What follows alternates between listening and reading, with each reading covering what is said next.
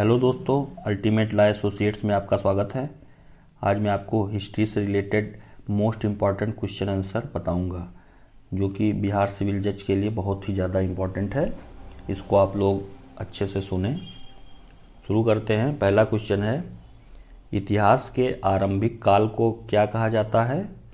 तो इतिहास के आरंभिक काल को पुरा पाषाण काल कहा जाता है।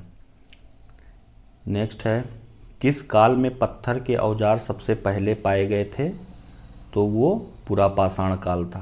पुरा पाषाण काल में पत्थर के औजार सबसे पहले पाए गए थे। कौन सी सभ्यता अपने नगर नियोजन के लिए प्रसिद्ध है? तो सिंधु घाटी सभ्यता अपने नगर नियोजन के लिए प्रसिद्ध है। नेक्स्ट है, सिंधु घाटी सभ्यता का कौन सा स्थान सिंधु नदी के किनारे स्थित था? तो कौन सा स्थान था? मोहनजोदड़ो। नेक्स्ट है, मोहनजोदड़ो का स्थानीय नाम क्या था? तो मोहनजोदड़ो का स्थानीय नाम मृतकों का टीला था। विशाल स्नानागार कहाँ मिला था? तो विशाल स्नानागार मोहनजोदड़ो में मिला था। नेक्स्ट है, देवी माता की पूजा संबंधित थी, किससे संबंधित थी? सिंधु घाटी सभ्यता के साथ। नेक्स्ट है, लोथल नामक स्थान पर किस सभ्यता का जहाजी मालघाट था? तो सिंधु घाटी सभ्यता का जहाजी मालघाट था। नेक्स्ट है, सिंधु घाटी सभ्यता में कालीबंगा किसके लिए प्रसिद्ध था? तो मिट्टी के पात्र के लिए कालीबंगा प्रसिद्ध था। नेक्स्ट है, वैदिक आर्यों का प्रमुख भोजन क्या था? तो वैदिक आर्यों का प्रमुख भोजन दूध और इसके उत्पाद थे। नेक्स्ट है, वैदिक लोगों द्वारा किस धातु का प्रयोग पहले किया गया था? तो वैदिक लोगों द्वारा सर्वप्रथम तांबा का उपयोग किया गया था। किन तीन वेदों को संयुक्त रूप से वेद त्रयी कहा गया है? तो ऋग्वेद, सामवेद, यजुर्वेद को संयुक्त रूप से त्रैवेदी वेद त्रयी कहा गया है। नेक्स्ट है, आर्यों पूर्वों के साथ अपने संघर्षों में सफल रहे क्योंकि उन्होंने घोड़ा द्वारा चलाए जा रहे रथ का प्रयोग किया। नेक्स्ट है, ऋग्वैदिक आर्य पशुचारी लोग थे। यह इस तथ्य से पुष्ट होता है, किस तथ्य से? ऋग्वेद में गाय के अनेक संदर्भ हैं। अधिकांश युद्ध गायों के लिए लड़े गए थे। पुरोहितों को दिए जाने वाला उपहार प्रायः गायें होती थी, ना कि जमीन। नेक्स्ट है, आर्यन जनजाति की प्राचीनतम बस्ती कहाँ है? तो सप्त सिंधु में है। राज्याभिषेक समारोह का विवरण किसमें किया गया है? तो ऐतरेय ब्राह्मण में। प्रसिद्ध गायत्री मंत्र कहाँ से लिया गया है? तो ऋग्वेद से लिया गया है। नेक्स्ट है, किस विदुषी के वाद विवाद में अजेय याज्ञवल्क्य को चुनौती दी थी? तो गार्गी। इसका आंसर होगा गार्गी। गौतम बुद्ध का जन्म स्थान किसके द्वारा अंकित किया गया है? तो अशोक मौर्य का रुम्मिनदेई स्तंभ। फिर नेक्स्ट है, प्रथम बौद्ध परिषद कहाँ आयोजित की गई? तो राजगृह में। नेक्स्ट है, बुद्ध का अर्थ है, बुद्ध का अर्थ होता है ज्ञान प्राप्ति। नेक्स्ट है, बौद्ध धर्म ने समाज के दो वर्गों को अपने साथ जोड़कर एक महत्वपूर्ण प्रभाव छोड़ा। ये वर्ग थे, कौन कौन से वर्ग थे? स्त्रियां एवं शूद्र। बौद्ध धर्म किन मतों पर विश्वास करता है? तो बौद्ध धर्म दुनिया दुखों से भरी है, यदि इच्छाओं पर काबू पा लिया जाए तो निर्वाण मिल जाएगा, लोगों को दुख उनकी इच्छाओं के कारण होते हैं। फिर नेक्स्ट है, प्रारंभिक बौद्ध धर्म ग्रंथों की रचना किसमें की गई थी? तो पाली पाठ में की गई थी। नेक्स्ट है, भारत में सबसे बाद में उत्पन्न होने वाला बौद्ध धर्म का ग्रंथ है, कौन सा है? वामसात पाक्सिनी।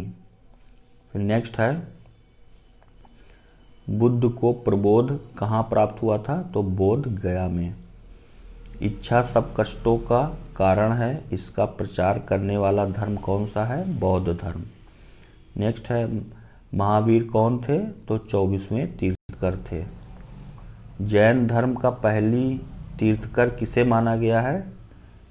जैन धर्म का पहला तीर्थकर किसे माना गया है? तो ऋषभ देव को माना गया है। जैन साहित्य को क्या कहते हैं? अंग बोलते हैं।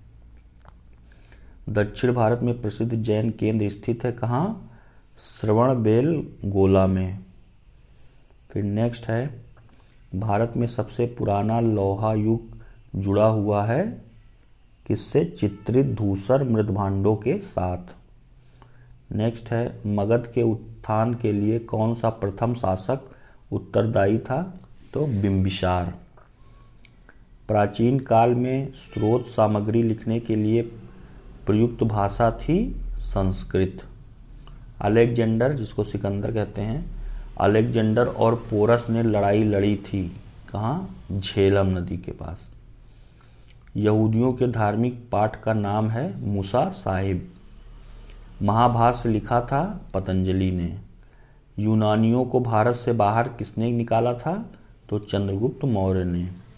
चंद्रगुप्त मौर्य का पुत्र कौन था? तो बिंदुसार था। नेक्स्ट है बिंदुसार के समय में अशांति कहाँ थी? तो कहाँ थी? तक्षशिला में। अशोक की प्रशासनिक नीति में भारी परिवर्तन किस घटना से आया? तो कलिंग युद्ध से। देवा नाम प्रिय के नाम से कौन विख्यात है? तो अशोक। कलिंग युद्ध के बाद किसने महाराज अशोक के रूपांतरण को दर्ज किया है? तो रॉक एडिक्स 13 ने। नेक्स्ट है चंद्रगुप्त मौर्य के दरबार में भेजा गया यूनानी राजदूत था कौन था? मेगास्थनीज। इंडिका किसने लिखी है? तो मेगास्थनीज ने। चंद्रगुप्त मौर्य का प्रसिद्ध गुरु चाणक्य किस विद्या केंद्र से संबंधित था? तो तक्षशिला से संबंधित था। अर्थशास्त्र के लेखक किसके समकालीन थे? तो चंद्रगुप्त मौर्य के। फिर नेक्स्ट है अशोक के शिलालेख किस लिपि में खुदे हुए हैं? तो ब्राह्मी लिपि में। किस प्रसिद्ध शासक को शिलालेखों का जनक कहा जाता है? तो अशोक को कहा जाता है। मौर्य वंश के शासन के दौरान स्थानिक कौन था? तो जिला प्रशासक। नेक्स्ट है मौर्य वंश के अंतिम शासक कौन था? तो बृहद्रथ। नेक्स्ट है मिलिंद पान्हो क्या है? तो ये एक बौद्ध पाठ है। कुषाण काल में भारतीय और शैली के मिश्रण से विकसित कला विद्यालय को किस नाम से जाना जाता है? तो गंधार कला। कुषाण वंश के प्रसिद्ध राजा का नाम क्या था? कनिष्क। शक संवत किसने और कब शुरू किया? तो कनिष्क ने 78 ईस्वी में। कला की गंधार शैली किसके शासनकाल में पनपी थी? कनिष्क के शासनकाल में। राजा खारवेल किस चेदी वंश के महानतम शासक थे? कलिंग के। नेक्स्ट है सातवाहन का सबसे बड़ा शासक कौन था? गौतमीपुत्र सातकर्णी। नेक्स्ट है महरौली में जंग रहित लौह स्तंभ किसने स्थापित किया? तो गुप्त ने। चंद्रगुप्त द्वितीय को और किस नाम से जाना जाता है? विक्रमादित्य के नाम से। नेक्स्ट है हरिसेन किस राजा का राजकवि था? तो समुद्रगुप्त का। नेक्स्ट है रोमन साम्राज्य के साथ भारत का व्यापार राम पर किसके द्वारा आक्रमण के साथ समाप्त हो गया? तो इसका आंसर होगा, ये क्वेश्चन एक बार फिर सुन लेते हैं। रोमन साम्राज्य के साथ भारत का व्यापार रोम पर किसके द्वारा आक्रमण के साथ समाप्त हो गया? तो हूणों द्वारा। गुप्त काल में किस धातु के सर्वाधिक सिक्के जारी किए गए? सोने के। अपनी विजयों के कारण किसको भारत का नेपोलियन कहा जाता है? तो समुद्रगुप्त को। नेक्स्ट है इलाहाबाद स्तंभ के शिलालेख में किसकी उपलब्धियां वर्णित हैं? तो समुद्रगुप्त की। नेक्स्ट है फायान किसके शासनकाल के दौरान भारत आया था? तो चंद्रगुप्त द्वितीय के। नेक्स्ट है मेघदूत का लेखक कौन है? तो कालिदास। नेक्स्ट है प्राचीन भारत के प्रख्यात चिकित्सक धन्वंतरी ने अपना परामर्श किसके दरबार में दिया था? तो चंद्रगुप्त द्वितीय के दरबार में। नेक्स्ट है, किसके शासनकाल के दौरान अजंता की गुफाएं निर्मित की गई? तो गुप्त की। नेक्स्ट है, संगम काल में रोमन व्यापार का केंद्र क्या था? तो अरिका मेरू था। नेक्स्ट है, चोल राजा राजेंद्र ने कौन सी पदवी धारण की? तो पंडित चोल, मुडिकोंड, गंगेकोंड। नेक्स्ट क्वेश्चन देखते हैं, चोल अभिलेखों में उल्लिखित भूमि की विभिन्न कोटियों के अनुसार किसको जैन संस्थानों को दान में दी गई?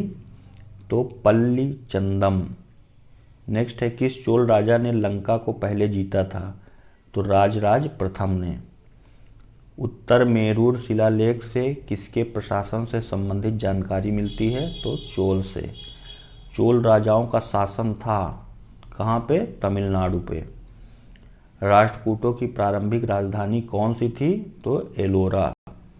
एलोरा के प्रसिद्ध शिव मंदिर का निर्माण किसने करवाया था? तो राष्ट्रकूट शासक कृष्ण प्रथम ने। राष्ट्रकूट के राजा अमोघवर्ष ने कौन सी पुस्तक लिखी थी? तो कविराज मार्ग। नेक्स्ट है, राष्ट्रकूटों का सर्वाधिक चिरस्थायी योगदान था, क्या था? कन्नड़ काव्य के 3 कवि पप्पा, पोन्ना और रान्ना तथा कैलाश मंदिर। नेक्स्ट है, किस राजवंश के दौरान महाबलीपुरम मंदिर का निर्माण किया गया था? तो पल्लव राजवंश के दौरान। नेक्स्ट है, पुलकेशिन सेकंड किसका महानतम शासक था? तो वातापी के चालुक्य का। रवि कीर्ति जो एक जैन थे और जिन्होंने एहोल प्रशस्ति की रचना की थी, को किसका संरक्षण प्राप्त था? पुलकेशिन सेकंड का। नेक्स्ट है, प्रसिद्ध दिलवाड़ा मंदिर स्थित है कहाँ? राजस्थान में। नेक्स्ट है, पुस्तक कथा सरित सागर किसने लिखी थी? तो सोमदेव ने। नेक्स्ट है, हर्षचरित के लेखक कौन थे? तो बाणभट्ट थे। नेक्स्ट, खजुराहो मंदिरों का निर्माण किसने किया था? तो चंदेल राजपूत ने। नेक्स्ट, किस प्रतिहार राजा ने प्रमाण की उपाधि ली थी? तो मिहिर भोज ने। नेक्स्ट, प्रतिहार वंश का महानतम राजा कौन था? तो मिहिर भोज था।